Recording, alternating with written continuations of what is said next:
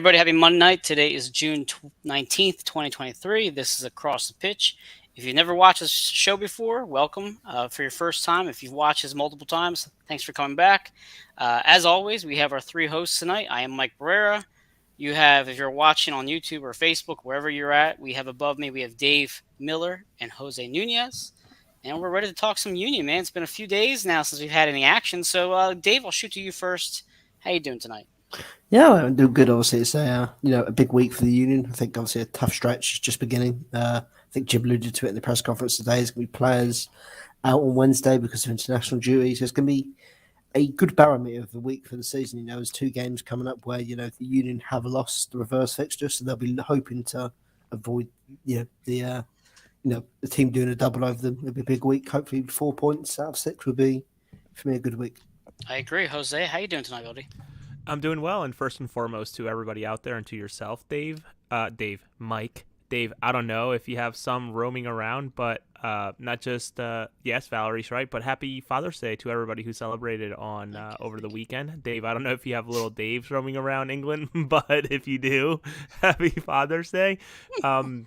But I'm doing well, and I think Jim alluded to it too in the press conference of a rested team, right? It's a weird week where where we haven't had a match or a double feature match and double feature in 1 week. So it's nice to kind of get a break. I think you and I texted about it, Mike. To not have to do the drive to the stadium, but man, I miss it. So I'm excited for the Saturday. But obviously we have to look at Wednesday before we do that.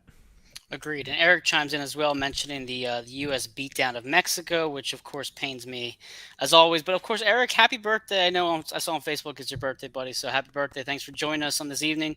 Listen, it's been a nice 11 days, nice quiet weekend this past Saturday to kind of just decompress.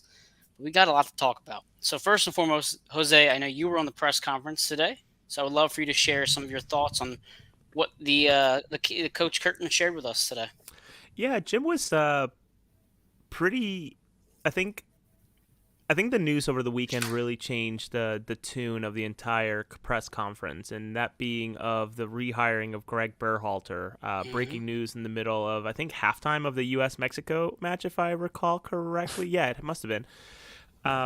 And that really took over most, if not all, of the press conference, and some great questions asked by members of the press about his involvement in the search, if any, and Jim was very clear that at no point was he ever contacted, was he ever in touch with anybody outside of BJ Callahan, Ursinus alum, by the way, who they're super friendly. Obviously, him having been in the staff at one point with the Philadelphia Union during Jim's tenure, just outside of sharing, congratulations and, how are you, that type of thing, it sounds like there was no involvement from Matt Crocker, I believe is his name, the new director of the U.S. Soccer Federation, and reaching out to Jim, which is an interesting thing. And, it's, to me, a little befuddling that no one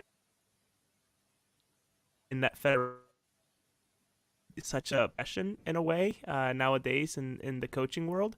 But nonetheless, it's Jim was excited, in regards to the game coming up on Wednesday in terms of weird week. He was very clear about how unique it was that the Union finally don't have a game for an entire week and they're able to recharge. He was also very happy and very proud of the players that are away right now in international duty. And obviously it's a huge vote of confidence on what we're doing here in Chester/Philadelphia. But all in all, I think he's excited to get back to it. I think he's excited to have had time to practice things on the field rather than to be reactive or hopefully proactive and getting ready for the next opponent. So being able to be on the training ground and actually try some things that you typically wouldn't when you only have 3 days in between games was sort of the tune of the press conference. But all in all, I think the big elephant in the room was not just the U.S. Federation, but Tom Bogert really making his money off of Jim Curtin, the Philadelphia Union, the last couple of weeks with his articles left and right. So I was able to sneak in a little joke during the press conference about, congratulating Jim for being the topic du jour of the Bogert household for the last couple of weeks as it continues to just, unravel over there with more and more stories about Jim. But those are my thoughts, really. Yeah, I mean, I understand the importance of all those questions, but I was a little bit surprised that we didn't hear more about Lowe or even Bedoya and their status. I know Dave, you had mentioned last week. I'm surprised nobody's asked him yet about anything like that. Was there any hint at all about the roster for this coming week, Jose?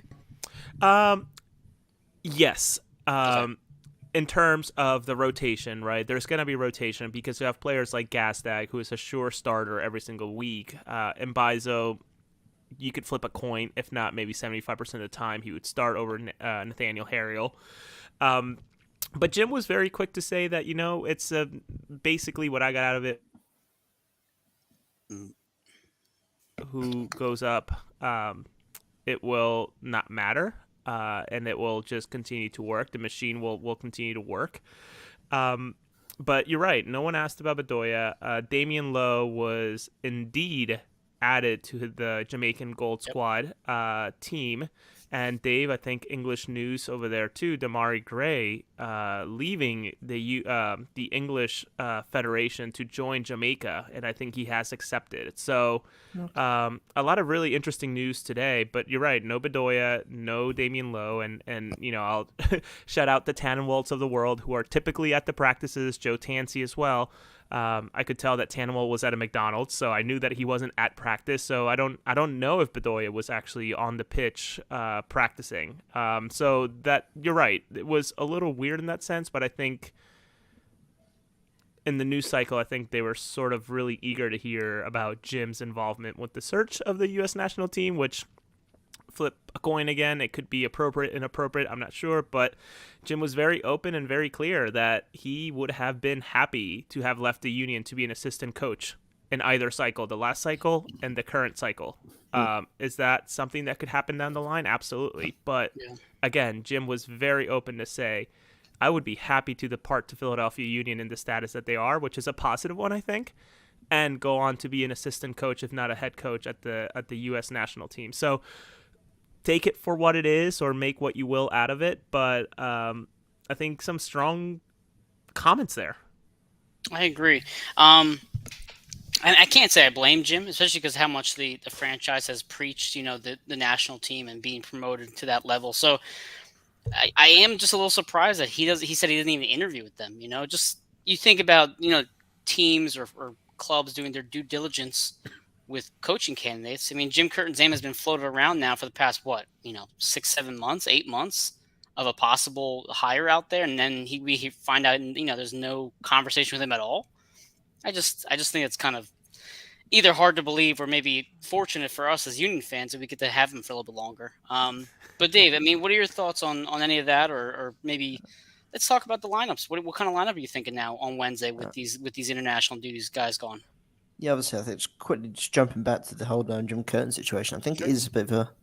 Obviously, I know we've sort of discussed, how the union like to put the national team first, but for Jim Curtin, would that be a step down, going to be the US men's national team assistant coach or part of the coach, like even just a general coach? Would that not be a step down for one of the best managers in the MLS? I mean, like even if he went to the US under 23s and became the under 23s manager, I could understand that because he's had experience of working with young players and retains that sort of thing as opposed to going and just being a coach. And I don't know. For me, it feels like to me that would be a step down. Obviously, it's Jim's career. Perhaps he feels fulfilled enough in what he's achieved with the union, and perhaps he can go out on his horse and coach with the US men's national team to close out his career. Who knows? But I feel like for a manager that has been on the rise, whose career has ascended. Sorry, a lot over the last 3-4 years, it would. Even there was discussions, perhaps he might even go over to Europe. How would we fare and coach in Europe? It would be a bit of a disappointment if he, just somewhat settled for the, as a coach for the US national team. No disrespect, obviously, for that role, but it's just someone that is as good of a manager as he is. It would be a bit weird to see him, not take a step down, but sort of take a sideways sort of step, just to be part of a coaching staff as opposed to being the main guy at the top and making the decisions. It's funny you mentioned that because today on Twitter, so like Jose, you and I were joking the other day how I got roasted on Twitter for about a good day and a half, right? And it was like, well, it was nice that at least the union community was not bickering or arguing. But to Eric's comment right here, not everybody's happy with this rehire of Greg. and it just caused a frenzy of arguments across Twitter. So we had like a nice break of like mayhem at my dismay for about 24 to 48 hours, and now it's back to the argument. I mean, do you agree with Dave though? The side it would be more of a lateral move compared to an advancement. Yeah, that's an interesting thought, Dave. And reasonable minds can differ in this topic, in this conversation, because you could see that being a platform for Jim as well to get that national team experience, right? But you're also right in that of a coach that has continued to ascend year after year, and luckily for us, with us over the years in Philadelphia, has been awesome to see him in Europe. I think as much as he says about his players like Carranza, McGlynn, and some other names that are surefire bets that will be in Europe at some point. Yeah, it would be a weird sidestep, though. You also cannot take away the man's um, pride for his country in a way too, and also remembering that, and I could be wrong, and if Val, hate to call on you, but Val, if you're there, I don't think Jim Curtin ever got a national team cap. So for him to maybe fulfill that desire of maybe being part of the machine, and what better time to join a national team when you will be hosting in your home city as well the World Cup in 2026. So it's almost like a 1-2 punch, being proud of your country, wanting to be part of the project, but also maybe fulfilling something that he's always wanted. Obviously, we know about his career with Chicago and the mess that they are in, and maybe Jim sort of playing his cards and waiting to see what happens in the Chicago project. But nonetheless, it's something to think about. Again, reasonable minds can defer whether it's a sidestep or not. So I went to his Wikipedia real quick, just in case our usual fact checker Valerie's MIA at the moment. So according to Wikipedia, his college career is obviously with Villanova. His senior career was with Chicago, Milwaukee, and then the Chivas, and then obviously he's a coaching with the Union. So it doesn't look like he ever had a U.S. national cap. Maybe minor levels or something that he probably did. I'm sure he did some camps or whatever from time to time. And Valerie actually does chime in here. No national cap for Jim. So in a way, then I guess that you could say that it would be a step ahead, despite it if it was not the national level head coaching job for Jim. It might be something that would be exactly what he's always wanted. So I can't say I blame him, but regardless, that's not the point. I mean, that's a different argument for a different day with the U.S. national team. Thankfully, he's here. To Eric's point, he's sticking around, and we're going to try to finish this year out with him. Hopefully, he gets an extension, and we can keep building here. But right now, we have to worry about Orlando. We're missing a handful of players. Particularly, I know Jose Martinez will still be out, right, for Wednesday's match. Mhm. So then playing around the lineup, I assume then, Dave, we're going to see Jesus Bueno back, right? Leon Flock back in that six. Do you think we're going to go back to the three in the back there for Wednesday? I mean, it wouldn't shock me really. I think you've probably got the players to do either or. I think I put in our group chat earlier. I sort of said I think a lineup that I could see happening is not Blake Bendick in goal, and then Harriel, Glesnes, Elliott, Wagner as like the left centre back, and then Mm-hmm. you've got Matt Real at left wing back, and then potentially a flat midfield three of Flack, Beglin, and Bueno, and then the two strikers, or maybe you replace one of Bueno or Flack or and Bueno with Torres, and perhaps add uh, a bit more spice to that starting 11, or you could easily see them going with the diamond. That then incorporates the three midfielders, and you can then no disrespect to Matt Real, you can add perhaps another attacker and then have Kai Wagner be a bit more of a involved cog in the in the attacking machine. Put it that way. So now, I guess, Jose, my question for you then, what do you think benefits Bendick more? Because we've seen everything with Blake, and we had Bendick in net for a little bit earlier, but do you want to go with what he's maybe more accustomed to with four in the back compared to what we've seen with the three? First and foremost, I think it has to be said that the MLS script writers are just doing a majestic job at putting these Orlando games home and away during FIFA windows, right? Where there's international matches. We're missing our players. They're missing their players. Obviously, they're missing their goalkeeper, and Galase, who is an unbelievable keeper. I would say, honestly, probably second to and only second to Andre Blake with how good he is. Mm-hmm. And also, it has to be said, Orlando City, ex-home of Joe Bendick, so sort of a weird thing as well too with destiny in a way too. But to your question, I think Jim will be hungry too, and I think he alluded to it as well during the press conference, to not lose, of course, but a tie is just as good as a win away. It is so difficult in this league to walk away from home with at least a point, let alone 3 points. Obviously, there are some abysmal teams out there that you have to take care of, home and away, but Orlando, I don't think, is one of them. So it was not breaking news. I think we all knew about it, but during the conference being confirmed about Joe Bendick, but also Trent Holden having had his fracture earlier in the week, and still good enough or in good enough shape to be the backup for Wednesday. But I think we're just going to be ultra defensive. I could see 4 in the back, a 4-4-2, with I think basically what Dave mentioned, with a Harriel, Glesnes, Elliott, Wagner. Then you see and you can just shuffle these around, especially with how well Real played the last time he had his opportunity with a Real, Flock, McGlynn, and Bueno. And then an Ua Carranza front two to try to do something. Obviously, the two big pieces that we're missing, 3 really, with Blake, obviously it goes without saying, but that of Gazdag, who is our creative power mind, as well as our, I think, perfect PK taker this year so far. So far, so good. Jose, could you reiterate, for anybody who missed it, what happened to Trent and his shoulder?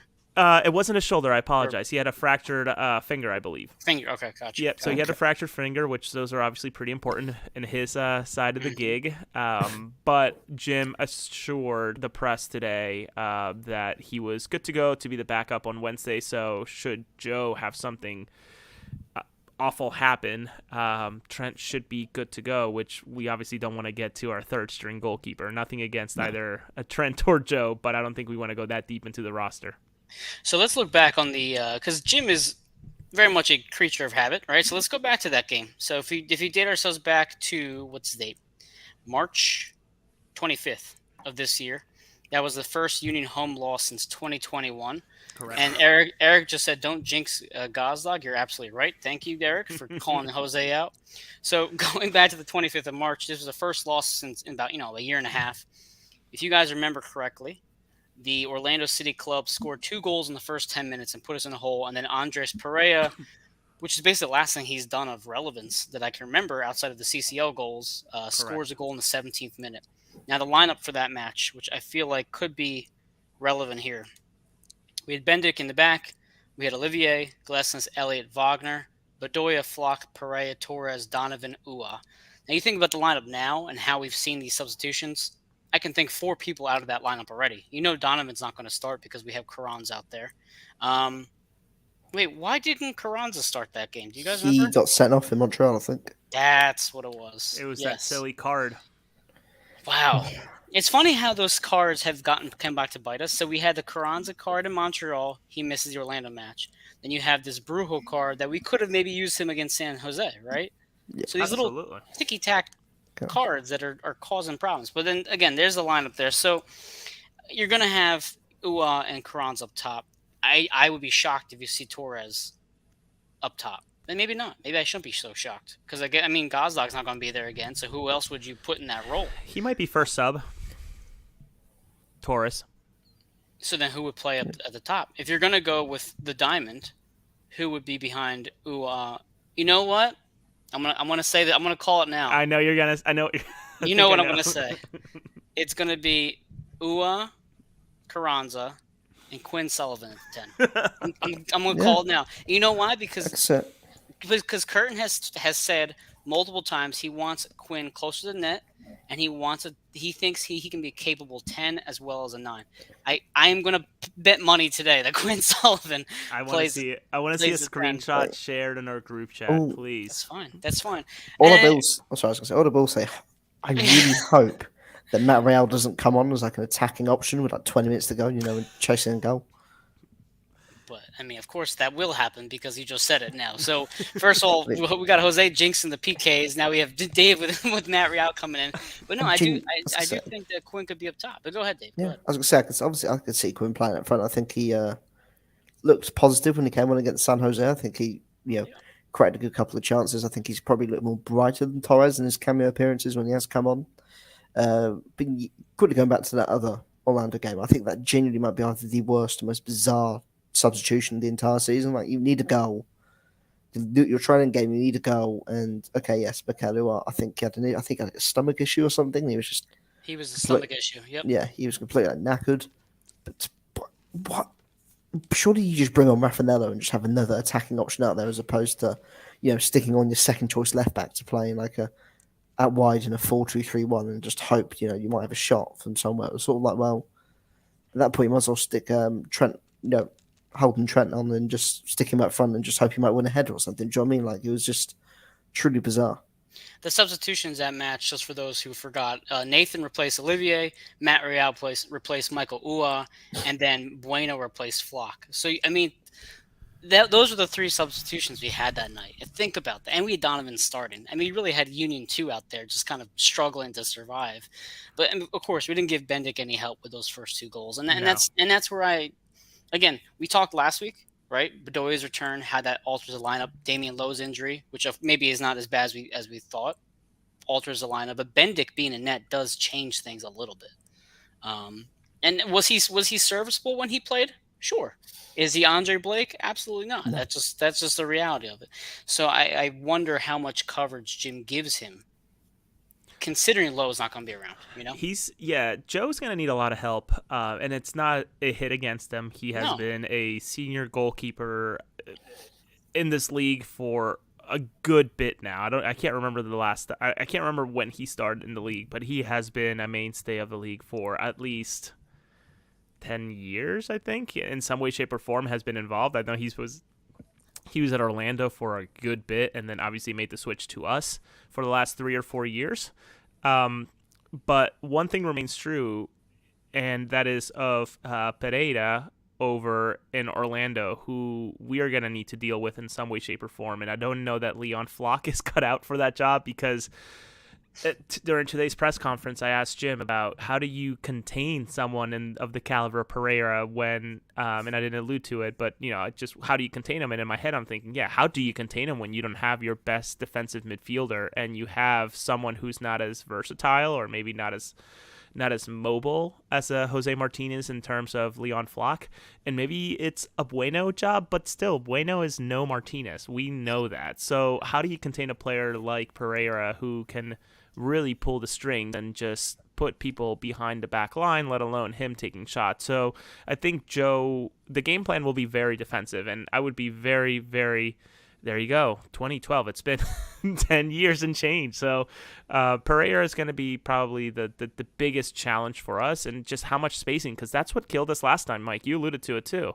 Mm-hmm. Not giving Joe any help with the spacing between the midfielders and a Glesnes and an Elliott, where Pereira just had a blast, just pinging balls over top or just sliding balls in between. There was no challenge to him whatsoever. So how do we withhold him with the bodies that we have? I don't know. So we'll see. I'm intrigued.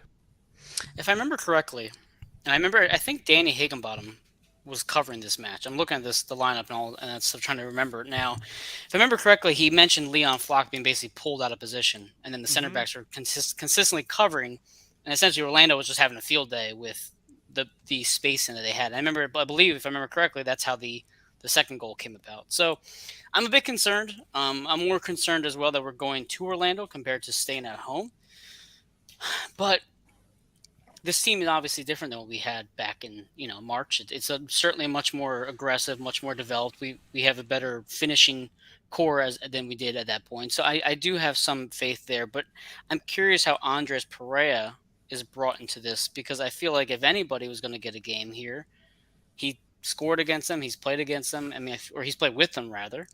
Yeah, he was. Do we see? Does he get any sort of? Because even the last match, which is when Dave was mentioning, oh well, it's ridiculous that Torres comes in for Ua, right, at that part of the game. You still don't see Pereira. You're chasing a goal and you still can't get him on the pitch. So I don't know if maybe this is his chance to get on. Dave, any thoughts on him?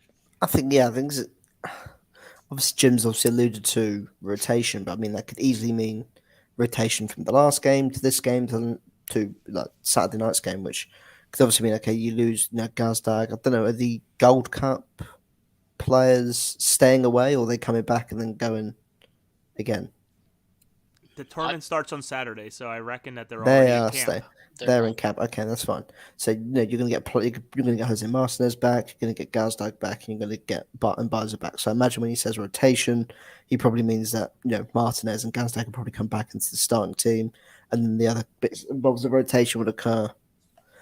Over the on Wednesday.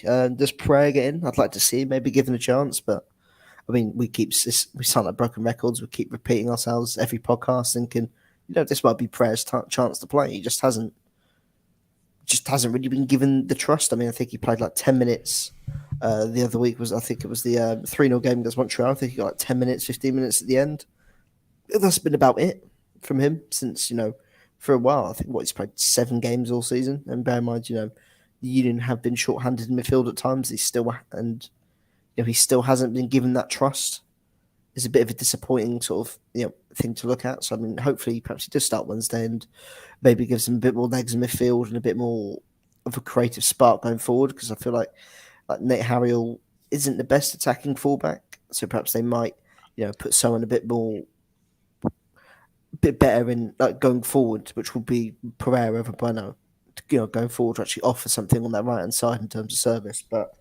I think Jim's obviously raved about Bueno a lot this year. Yeah. And I think perhaps, he's starting to win that trust. So, I mean, I would be shocked if he did drop Bueno for Pereira, who has struggled to really make an impact. And you think about Bueno. We were talking about Matt Real, how it feels like Real's been here forever. Bueno's been here for 3 seasons now? 2.5 seasons? I mean, he's only 23 years old. He's still a kid, These are still fairly young players that we're talking about here with Real. Was he part of the Davo experiment? Yes. Yes. Yeah. Oh my God. Davo. So that's what I'm saying. Like, as little time as we've seen in Bueno, he has been around a decent enough time where he's starting to earn those caps. But again, I mean, Matt Real went through the same struggles. But I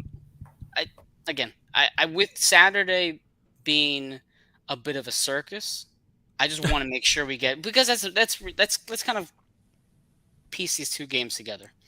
Orlando is a team that we all agree will probably give us more of a fit compared to Miami. Miami has still been in shambles all season. They've had injuries. Right now they're dealing with a chaotic, media frenzy that is the Messi effect and all these other new players that are joining. And you're at home against Miami. I feel much more comfortable trying to handle them at home. And also there's a bit of a revenge factor from both of these games. I mean, if anything, you should be up for both of these matches to get back what you lost at home against Orlando, and then Miami just spanked you down there week 2. Jose, what are your thoughts on the revenge side of things here? I mentioned in the group chat, I don't think Jim would ever be proud to say we got swept by Orlando, right? Using some baseball terminology, right? You never want to be taken away and taken at home, all 6 points. So Jim, during the press conference, mentioned about the rough stretch that we're about to embark on in terms of being away from home. So we go to Orlando, we come home to Miami, so that's 6 points right there. We go to Atlanta, then we cross the country to LA, then we come back towards Nashville, and then we host New York. So Jim was very open about that rough stretch of, going away, coming back, and then away, I think. That he would be thrilled, and I don't know that he should have said this, that he would be thrilled with 10 points. That's the goal. I wish he would have. For Leagues Cup? Of the games I just mentioned. Okay, gotcha. So he would be thrilled to get 10 points out of that stretch, which I think adds up to 15? 10 points. 10? That's it? That's what he said. So you're looking at 3 Orlando, Miami 6, Atlanta 9. I don't think he views Orlando as a win. I think he views it as that 1 point. I don't know. I'm just speaking what the man said. I hear you. All. So he was just open about it, and I really wish he would not have answered it that way, because now all the pressure is on him to, I don't want to say deliver, but when you put a point based on what you're seeking out of this tough stretch, I wish he would have just kept mum. But I feel like that's something that Jim always does. I feel like he does set expectations in the press, in the media, to don't know whether perhaps a 10 expectations or not. Who knows? But I feel like 10 is probably a reachable target for this team. I think we have seen. But for us to say out loud, it's okay. I I agree. think. I mean, like Jim has come out before and said like he'd take 4 points out of 6 from like a 2 game week like stretch. I think he said it. What week was it? It was a week where it might have been. The Charlotte week. I think it was a Charlotte week. I think he said he wanted either like 6 points or 4 points or something like that. And I think he said something similar out of what was the other stretch of games. I think it was something out of like the Colorado all the way through to New England. He wanted like 7 points or something like that. He's always sort of puts like expectations on things, perhaps as like landmarks maybe to temper expectations. I don't know, perhaps that's just the way his mind thinks. It's like if we can get through this part with this amount of points, then we're set up to go this way. Of course, as Jose sort of alluded to, whether you go public with those thoughts and is a different story. But yeah, I think this is quite an important stretch of the season, really, because I think you're still in the middle of still in the glut of things before this League's Cup gets underway, and haven't looked at the rest of the schedule. I think the Union probably have the toughest 5 game stretch to end the year of any team in the MLS. They've got 4 teams in the Eastern Conference that they're sandwiched in between, and they've got to play LAFC again. So I mean, well, Dave, you mentioned how tough the Eastern Conference is this year. Yeah, like you look at the quality of it as well. Like it's a very strong Eastern Conference this year, and you end the season like. Of course, we're looking a bit too far into the future, maybe, but like don't disrespect. I feel like these are sort of 5 games which are going to sort of perhaps tell you whereabouts you will be at the end of the season, not just in terms of your final league position, but how you do in the playoffs. Because being realistic, Orlando on the road, they're going to be in the playoffs. Into Miami, probably will by the time Busquets, Alba, and Messi turn up, it'll probably be a bit too late for them. Atlanta United have been. Don't say that. Don't say that, Dave, because I won my season tickets to be worth quite a bit of money. I mean, Atlanta United on the road, and then you've got to play Nashville on the road as well. And this 5 game stretch, of course, LA Galaxy as well in there, who haven't had the best of time. But that 5 game stretch is a difficult stretch of games, and especially those road games. I mean, who knows if the Union do falter, they could end up in that that 5th, 6th spot position where they have to go on the road to a team like Nashville or Columbus. So it's going to be a tough little stretch for them, and it will be a good barometer to sort of tell us whereabouts they will be come the end of the season. Perhaps I think perhaps we do the same as Jim. We always sort of look at that stretch and say it lets us know what it is. And I mean, the last few stretches of games we've looked at have given us a good indication that this team is competitive. But now we're getting into the business end, where we are playing the teams, or the Union are playing the teams which they're going to be coming up against, and they will be in a dogfight for, to being realistic, get that second place spot. Because I feel like Cincinnati are in ridiculous form when they're not going to get caught at the moment. I don't know if Nashville, I was going to say, is probably the toughest one. I think that if you're going to look at a barometer, I think if you can go to Nashville and earn a point, that's very impressive. But Jose, I didn't mean to cut you off. Go ahead. No, that's okay. You're right. I think you look at Nashville away, Geodis Park, I think it's called. But then I hate to be looking this far ahead because injuries could happen. Who knows what we do in the secondary window in adding players. Maybe I'm being optimistic that we will. Obviously, I think history has told us that maybe we won't. And the way it shapes out, we might be losing more than we gain in terms of bodies. But circle September 16th when Cincinnati comes to us.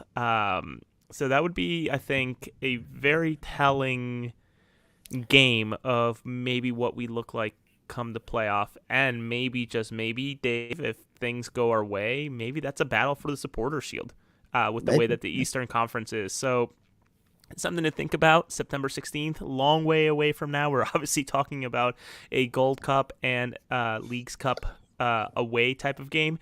But you're right. Jim does tend to break apart the season into bits and pieces, and he has said as much in public. I just don't think I've ever heard him actually talk about points like that. So maybe I missed previous press conferences, and if he has, I apologize. But to me, it was just kind of like, oh my gosh, this is stuff that you keep in the locker room. But hey, that's why we love him, and that's why we want to keep him. Would you say this stretch that we're about to embark on, including from Orlando all the way to NYCFC, do you think this is tougher than last year's May when we had to travel to LA, travel to Nashville?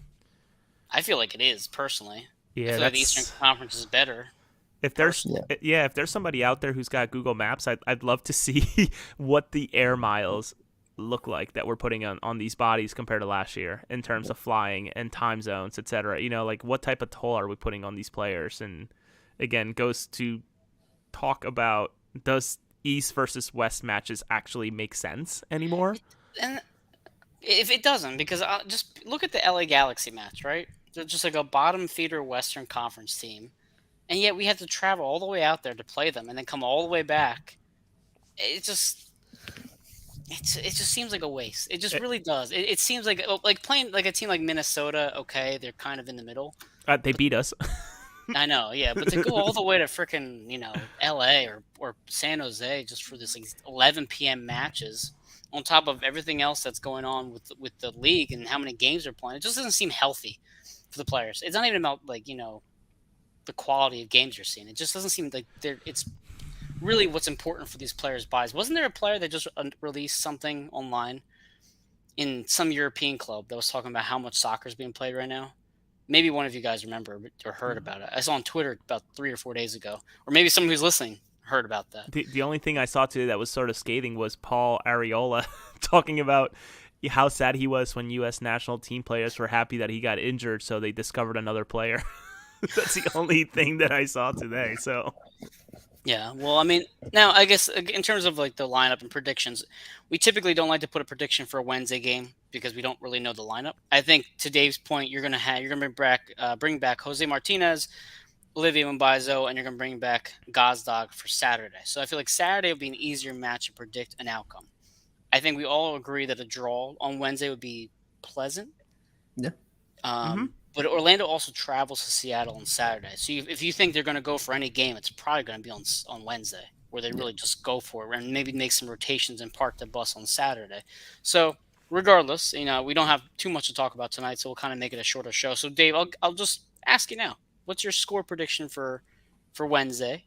And do you have any thoughts on Saturday when Messi comes to town? stop.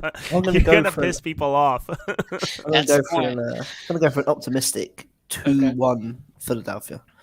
Really? Yeah, I don't see that happening, but go ahead.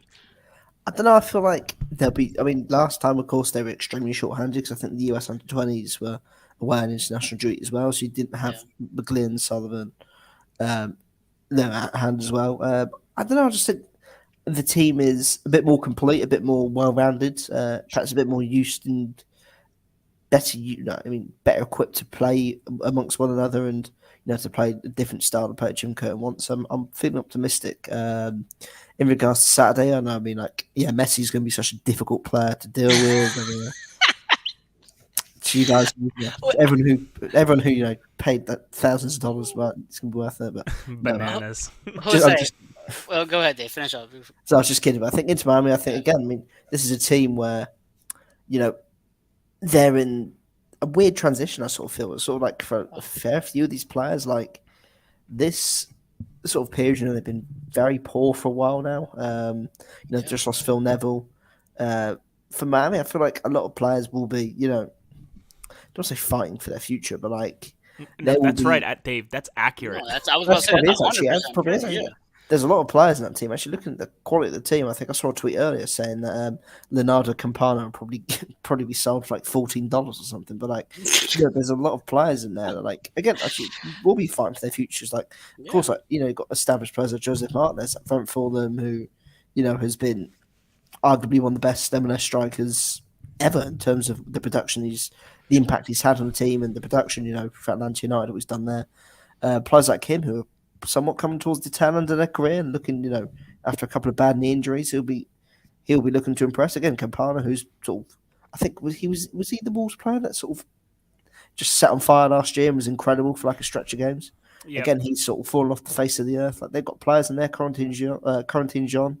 They've got players in there who could easily be replaced. I think they've even got players in midfield who, presuming Busquets and Jordi Alba both join as well, they're going to be at threat. This is a team under a new manager looking to impress. I think Jose is right. They are playing for their future. A lot of them will be playing for their futures because I sort of feel like if Messi comes in and he's not impressed, it'll be a put up or shut up sort of situation.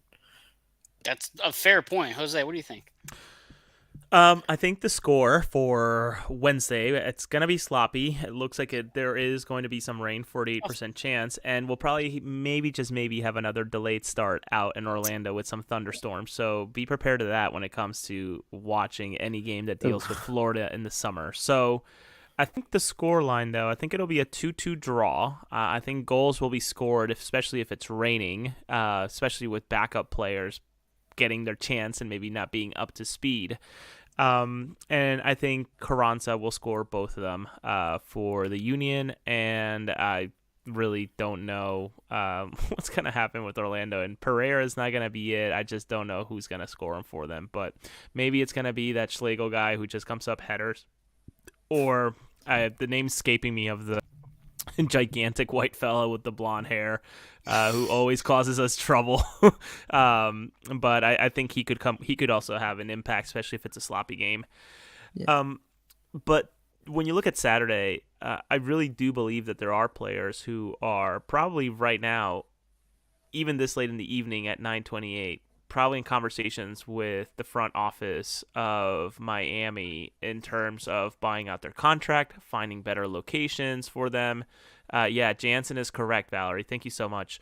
But they are in the process of really shaking up that house. And when you have players like Campana, who I think could probably be a starter, if not a very quick sub off the bench for 90% of the teams in this league, it is a very telling story of what's happening in Miami, whether you like it or you don't, whether you appreciate what Don Garber is doing by looking away and letting the roster rules just go by the wayside for this team. It's up to you. But one thing has to be said, and it's that it's going to be a frenzy for Miami over the next 2-3 weeks, and it's going to be very telling of what's going to happen for them. I think the season is going to be very hard to salvage for them this year, but next year I think that they're going to be a very, very high contender. It just happens to come down to how bodies hold up for them when you think of Sergio Busquets and Lionel Messi, and what do their bodies look like, especially if they have to come and do it, Dave, you'll appreciate it, in a cold, rainy night in Chester come November, right? So it'll be interesting to see next year, but I think the Saturday probably best to just not put any scoreline whatsoever, and let's see what happened on Wednesday. It's the thing is you have arguably one of the biggest media frenzies you'll ever have in American sports, right? And there's just no comparison to Messi. So we really didn't get a chance to talk about Leo's, arrival here. I talked to Alex Windley. We had interviewed her earlier this year. I messaged her as soon as it happened. I said, "Hey, what's going on down there?" She said, "It's crazy." She said, "It's mayhem. There's murals being painted. There's people." Like, as soon as it happened, she's like, "There's fires. There's people partying in the streets. It's just absolute chaos." And I cannot imagine that press conferences right now with Miami are anything close to normal. I can't imagine crowds or anything close to normal, even though he's not even there playing right now, as in regular season games. It's just the anticipation, the buildup has to be so distracting. We talk about all the time with professional sports, oh, this guy's causing a distraction. There's distractions. This is the biggest distraction this club's ever had, or any club in this country's ever had, period. Mike, I would say the league, frankly. The league. This is the biggest distraction his league has ever seen. I'm talking leagues. I'm talking multiple leagues. And there's nothing you can think that's a comparison to this. I don't know if you recall much of the Beckham experiment. I don't know if you were following then, but I still have, and it's in a box in my closet here, of the Sports Illustrated cover. My God, you got to look up videos of him coming into town, not just in Chester, but other stadiums where 50 cameras pointed at him and nobody else on the sideline while he's sitting there, not going into the game, or maybe just watching from whatever. So, I think the one person I do want to give credit, though, and again, it's up to you to put any value or no value at all into what's happening with the roster regulations, the rules. We know that they don't matter to specific teams. They just don't matter, especially when you have a Sergio Busquets who's turning down Saudi Arabia money, when you have Lionel Messi, who again is turning down sovereign wealth to come and play to get a piece of the franchise. The rules just don't matter. But it cannot be denied that what is happening to this league right now is a benchmark. I think you could look at it as MLS 4.0 on forwards with the arrival of Lionel Messi. But I think it's for the good of the league, as bad as it sounds. and as dirty as it's becoming and happening, it is for the good of the league. It is. But you also have to give credit to Jorge Mas, who has to be one of the best executives in the history of this league by getting these players into town. And sure, it helps when Lionel Messi says yes. That if you're Sergio Busquets or anybody else, Jordi Alba, I think, is also linked with going Alba. to MLS. Yeah, probably. Yeah. Yep. Jorge Mas has to be Sorry to cut off, undoubted. Jose. He's not linked just to the MLS. He's linked to Inter Miami as well. That's there correct, you go. Yes. So Jorge Mas has to be applauded for his efforts. I can't imagine what these boardroom conversations go like when you're talking about little Miami FC, Inter Miami FC having to pay for Lionel Messi or having to find a way to work the contracts out of players to bring in a Sergio Busquets, etc. So again, just as someone who loves the nitty gritty of the league and in terms of the financials and everything that goes inside of a boardroom, Jorge Mas has to be applauded for what he's doing, whether it's right or wrong. He's just really... he's moving boulders. I just don't know how he's doing it, and I don't think we want to know. But to Eric's point that he just commented, it would never happen in Philly. Like certain markets, certain franchises would never get this type of. Vancouver Whitecaps aren't having this happen to them. No. Not everybody's getting the LAFC treatment, right? No. So, I mean, Ernest Tanner might, go to Germany on an excursion. He might bring Mario Götze, Thomas Müller, and someone else. He might bring Jonas Hector, might drag him out of retirement, for a year in Philadelphia. Who knows? I mean, that would sound great, wouldn't it? I mean, of course, it would never been able to happen, but still, it's just for me. I know I agree. Messi's the exception, I can understand, but then when when they start take the mick really out the league and they start bringing in all the other ex-Barcelona players, and then we'll look at it and go, "This is great," but then next season into Miami, then.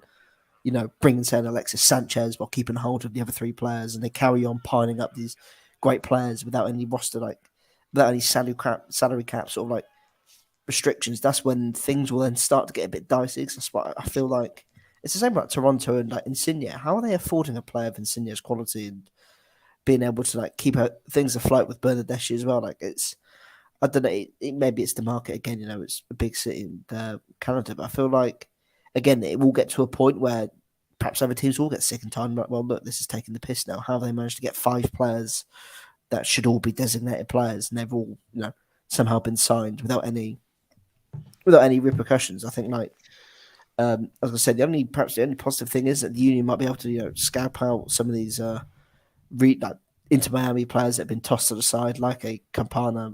Although I'm sure Miami probably aren't keen to do any business with Philadelphia after they're not. But not after what we did to them. But I feel that's the thing. It might get to a point where teams do get sick and tired. If you're going to give leeway to these teams, you're going to leverage these teams. Why can't we have a leverage and go out and get some of these aging stars ourselves and give them the opportunity to close out their career? It might end up getting to a point. It's all precedence. Dave, you're absolutely right. And so the union are at times, praised for being Moneyball style, people, right? Doing a lot with a little bit of money. But eventually, if these big stars keep coming and these other teams are spending crazy amounts of money for these players, either the union scouting department has to be unbelievable, or they have to finally spend the money that they have been afraid to spend for years. Because listen, Michael Ua was that big signing that we've all been waiting for, but he's still not even that big of a signing in terms of a financial side of things here. So it's never mind marketability, honestly. You think of, who does he appeal to, right? Versus Val. let Luka enjoy his last year in Real Madrid and then let him sunset. But to your point, Mike, who does Mikel appeal to, right? You look at Insigne, right? He's appealing to all of Italy, the entire nation of Italy, which is a soccer nation. You have, we don't have to talk about Leo Messi and what he brings. We don't have to talk about Sergio Busquets and what he brings. Never mind, again, Jordi Alba as well. So it's the scouting department or the money has to improve to compete in the next couple of years, or I don't know. I don't think we'll ever see Mr. Sugarman ever get rid of parts and pieces of his franchise for players to come and play here. I just don't know that that's the type of ball that we will play. That's the thing. What has Miami given up with the league to bring? Was the league financially giving them a a foot up to actually bring in the players. If it gets to a point, where say Miami getting 5 players and the league, it comes up that the league, are giving them a big pedestal to help afford these players, then surely all these other teams could go, okay, if you're doing that for them, surely every other team in the league should be able to get 1 or 2 players in the league finances, and then we make, and it'll get to a point. That's why, like, as an English fan, I don't Soccer see. for all. That's why, as like an English fan, I don't see the appeal of Rex, but I can see it from perhaps the US side because of Reynolds and Rob McElhenney, but like from an English point of view, like I don't see what's so Hollywood about Wrexham. Like, what is so Hollywood about being in the 5th tier of English football and spending 20 times the rest of the league to get promoted at the 3rd attempt? What is so Hollywood about that? Apart from the fact that you have a budget of a team that's 2 leagues above you. Like, there was nothing extravagant about that. It's like, because Americans love that underdog story. That's all. You're not an underdog. That's what I mean. They're not an underdog. They're literally the definition of, like, they're quite literally were the Manchester City of non-league. Like, but they sold it as that. They sold it as the ultimate underdog story. They sold it as, ridiculous. And they took you to Rob McElhenney's house in Philadelphia. And he's like, this is where I started as an Eagles fan, and this is the ultimate comparison. He's like, I can relate to Wrexham fans because I grew up as an Eagles fan, and I grew up through the turmoils of being a loser all the time. So I can see how they spun it that way. Mike, that's like saying I like running because I ride motorcycles.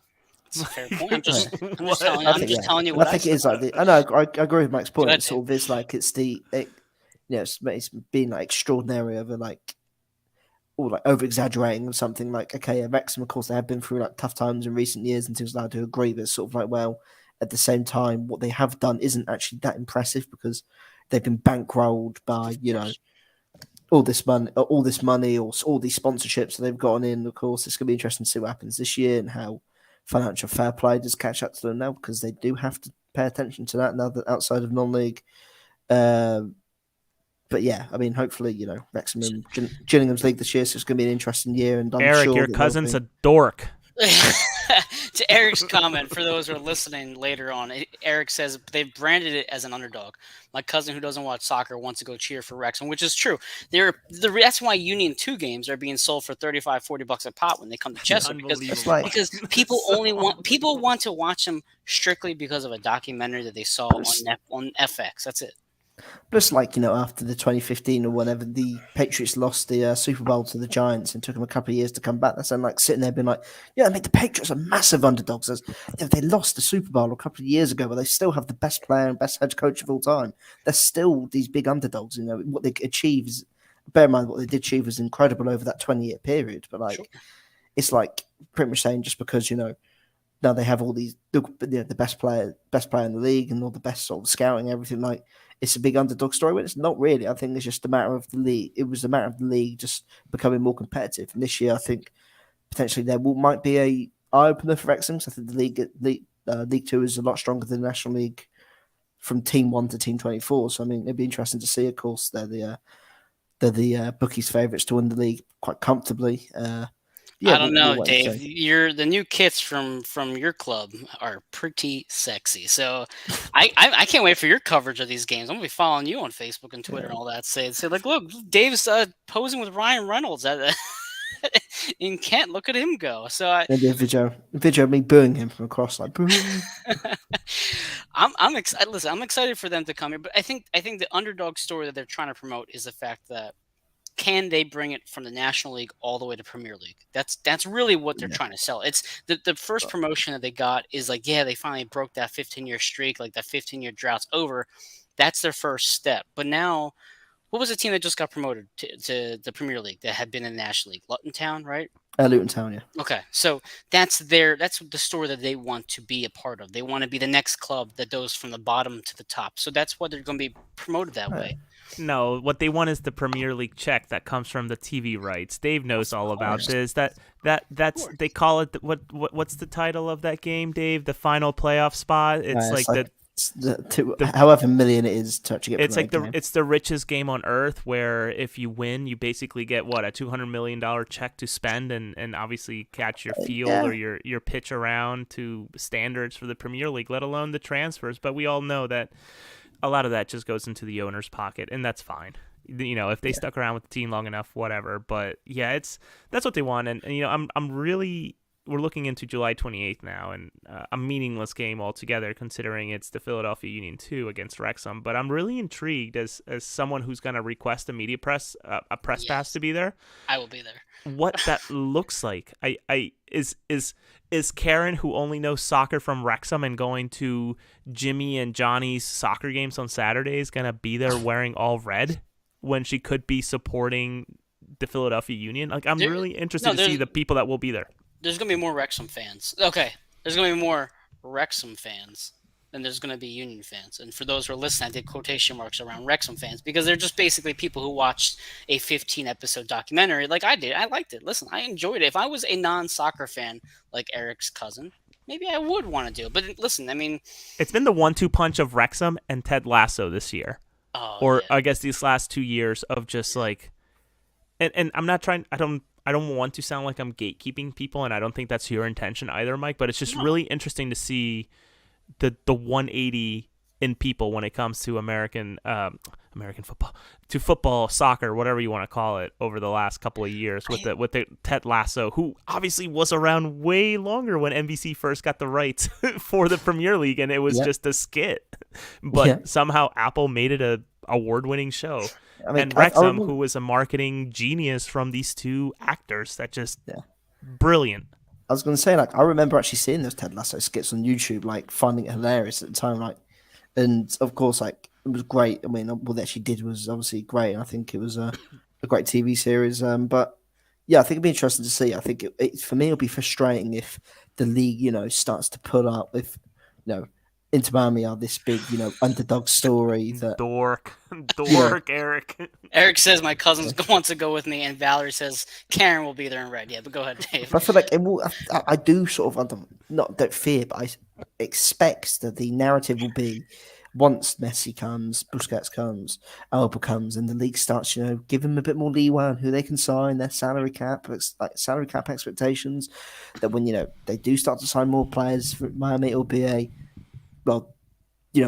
from last and the Eastern Conference last year to first. Have we ever seen a greater rise from an MLS team?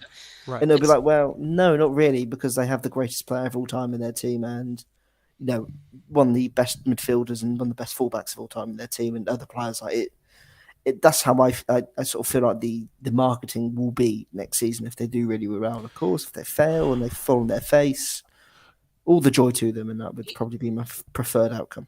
Can I say something about what you said, Jose, about the gatekeeping? Sure, go ahead. I hope I didn't offend anybody. No, it's interesting the way. Okay, so I didn't think about it that way. So like for you guys are soccer fans from the beginning. I didn't start playing soccer till I was like 11. From the crib.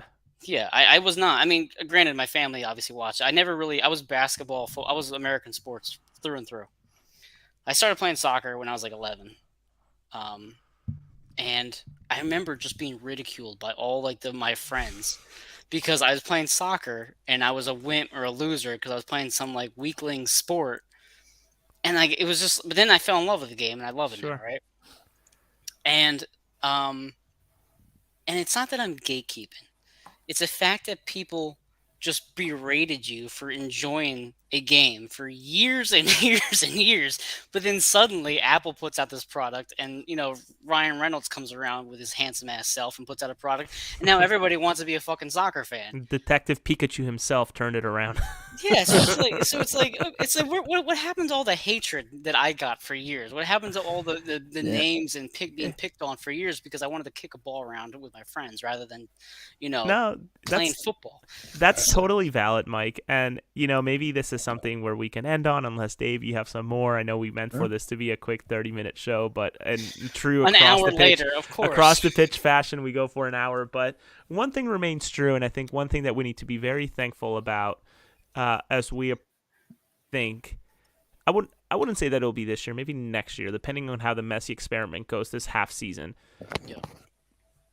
That the MLS has certainly elevated itself, right? When you have players who are coming in and out of this league from abroad here and are homegrowns, for example, they're no longer having to go on trial. They're not going on trial to clubs. They're actually going and being purchased. I very well remember in in MLS 1.0, MLS 2.0, even maybe MLS 3.0. I think I would say we're maybe at 4.0 after Zlatan.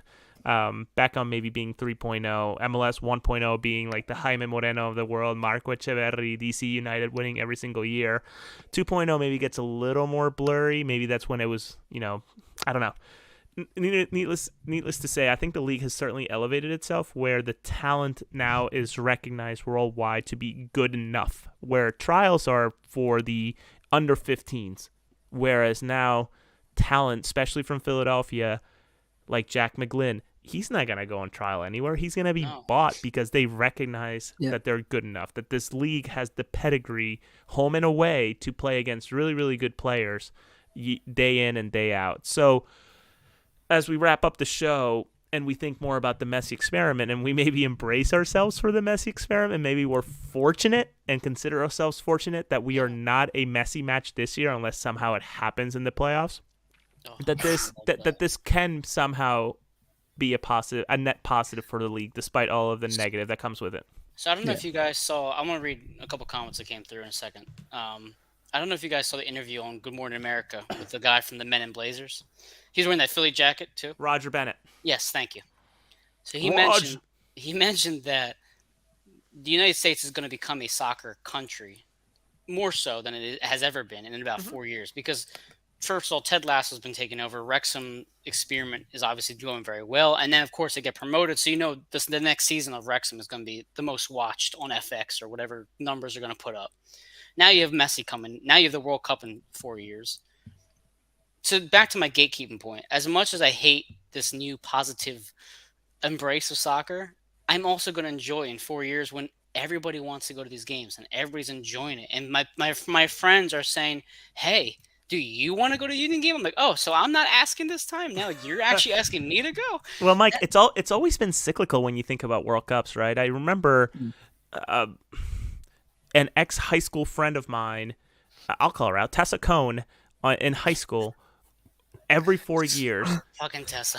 How incredible Tim Howard was against Belgium and how many saves he had in the 2014 World Cup, I think it was. Right. I can't remember when it was. I think it was 2014 when they played Belgium, and he had that standout performance. He had 20 plus saves, I think, or close to it.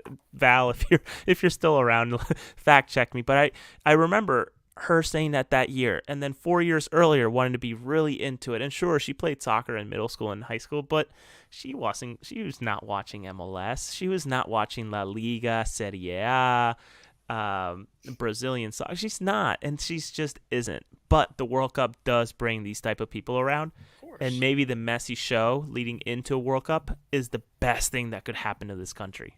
It's all perfectly timed, isn't it? It's all perfect. I'm going to read a couple of Eric's comments. They're actually fairly, I want to read them out loud. So he says, I was one of the people, not that I picked on people, but I did look down on soccer players like my brother. It all changed with my brother entering high school and Union coming into the existence, which is, I remember you, Eric, you've been around for about as long as Jose and I have. 2014, he was very casual and started to go to more and more games. 2015 to present, though, obviously he's much more dedicated. Valerie says, for the record, I have never, ever looked down soccer or soccer players as my first love. Thank you, Valerie. I knew I could count on you. Yeah. And lastly, Eric says, 2014, yes, Wando still haunts me from that game. So, listen, I think we all have different experiences with soccer. Some of you, like you guys, and Dave, you in particular, obviously, England being what it is. We've all had different soccer experiences. For the record, I was in Bolivia growing up. So, I much like Dave. You're a Pennsylvanian, Jose. You said use on the show one time. So easy, okay. Is it La Paz? Is it La Paz or La Paz? Whatever it's called. Is it like the really ridiculous one above sea level, which Bolivia, Bolivia uses to their advantage? They absolutely do, and that's where Bolivia beat Messi. Yeah. There was the 20. I remember it happened in the 2010 World Cup. I think they destroyed Argentina, didn't they, in the qualifying for it. Yeah, they did. It was like 6-something. It was Bolivia's most glorious moment since qualifying in 1994. I remember it being ridiculous. Yeah, Maradona in charge. Well, guys, that was a longer episode. I said on the group chat, 30 minutes. I have a lot to do tonight. It's been an hour and 5. It's a good conversation. Mike, good conversation. Yeah, Mike, go this ahead. is like this is like that's your version of Jim Curtin setting up points expectations like That's the true. league, because it's sort of like we know we're never ever going to achieve that like 35-minute marks. We always somehow find our way to go off on a big tangent, like again like Wrexham and gatekeeping and things. But I mean, it's the thing that it's the way the league's going, isn't it? I think again like it's great to see more fans, coming in to watch the MLS because it is a very exciting league. When I do see people like slate the MLS, go, oh, it's a retirement league. It's not even that fun. It's boring. Like teams aren't very good. So, but if you watch the games, there's a lot of good attacking quality. It's end to end. There's a lot of goals. Like the only issue is again, unfortunately, you have to pay £100 to watch it, or watch it via legal stream or streaming site, or like gambling site, or you know. But like the MLS is a very good league, and I do sort of get the point, like in terms of gatekeeping as well. Especially like, say if you're watching the game at a bar and then someone comes in and goes, "Oh, where's Messi? Where's Busquets? Where's Albion?" Like, this is a union game against Vancouver. Do you know what I mean? Like, you are going to get those sort of fans, and I do totally like understand like the frustration. It's sort of like when people look down at League Two and it's sort of like, oh, League Two lower leagues, and sort of like, well, the quality's not that good. You can't comment on the Premier League because you support a League Two team. But I can because I see it every single week, and I know League Two isn't as of the same quality as the Premier League. League One's not the same quality as the Premier League. You understand that, but I think I can understand why there will be the early frustration of when I'm sure more fans start to flock. And again, I think every country has that issue during the World Cup where you have the fans who don't really pay any attention to the national team until the World Cup, and you're like, you sitting there biting your lip as people are shouting in the pub. And you're like, well, I sat there watching us play Malta, beat them 4-0 in the most pointless game of our existence. But I mean, like, that's the worst thing of I think.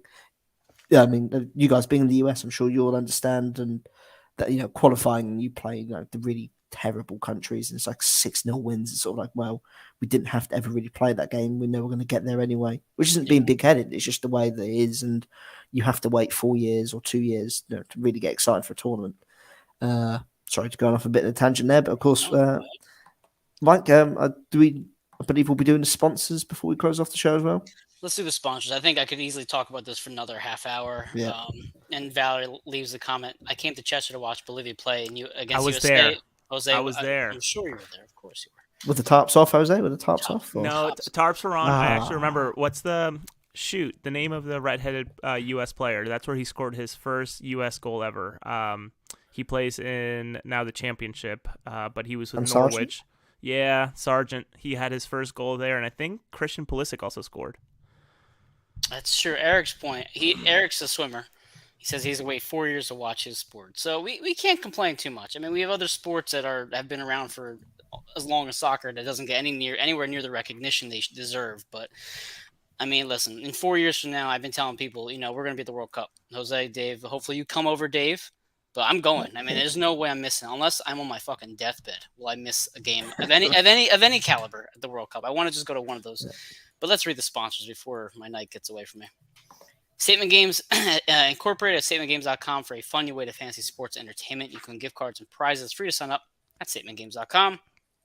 Oh, I just messed up this thing. Hold on one second. Doan Distillery and Trolley Barn Public Market in Quakertown. Go to doandistillery.com to check out their wide variety of drinks and spirits. You have Vinny's Pizza Restaurant in Allentown, PA. Discover a new favorite by trying their top pizzas and so much more. Check out the new website at vinnyspizzarestaurant.com. You have Stuff at the Grills right next to Vinny's at the 6750 Iroquois Trail number 5 in Allentown, or at stuffthegrills.com. Homemade hot and cold sandwiches, salads, appetizers, baked goods available for any event. If you have a soccer gatekeeping event, go ahead and call stufftothegrills.com and we'll book your catering. Then you have across the pitch gear and all the AAT Sports Network gear at aatsportsnetwork.com/shop. And then we keep going here. We have more MargotReedStudio.com. Speaking of Margot Reed, we have to text her, Jose, and see when she's coming back. Hopefully she'll be here for Saturday, one of these upcoming matches, to get some photography done for us. And that is our sponsor. We have a commercial to play at the end. One last comment. Eric says, I've saved for 7 years now, World Cup or bust. Amen to that, brother. We'll leave you with this commercial, guys. Have a great night. Good night, everybody. Support for AAT Sports Network is brought to you by Manscaped, who is the best in men's below-the-waist grooming. Their products are precision-engineered tools for your family jewels. Manscaped's Performance Package is the ultimate men's hygiene bundle. With this offer, you'll join over 8 million men worldwide who trust Manscaped. Enjoy 20% off and free worldwide shipping with the code AAT Sports. That is AAT Sports at manscaped.com. As a married man, I have been there. Personal grooming can be difficult and pretty painful. Luckily, the Performance Package 4.0 has arrived, and oh man, it is a game changer. Inside this package, you'll find their Lawnmower 4.0 trimmer, the Weed Whacker ear and nose hair trimmer, the Crop Preserver ball deodorant, the Crop Reviver toner, a pair of performance boxer briefs, and a travel bag to hold all of your new tools. First off, the Lawnmower 4.0. This thing is the future of grooming. Because this trimmer is waterproof, you can say goodbye to the mess. You thought that was good, but want to take your grooming game even further to the next level? The Performance Package 4.0 also includes the Weed Whacker nose and ear hair trimmer. The Weed Whacker is also waterproof and provides proprietary skin-safe technology which helps reduce nicks, snags, and tugs in those delicate nose holes.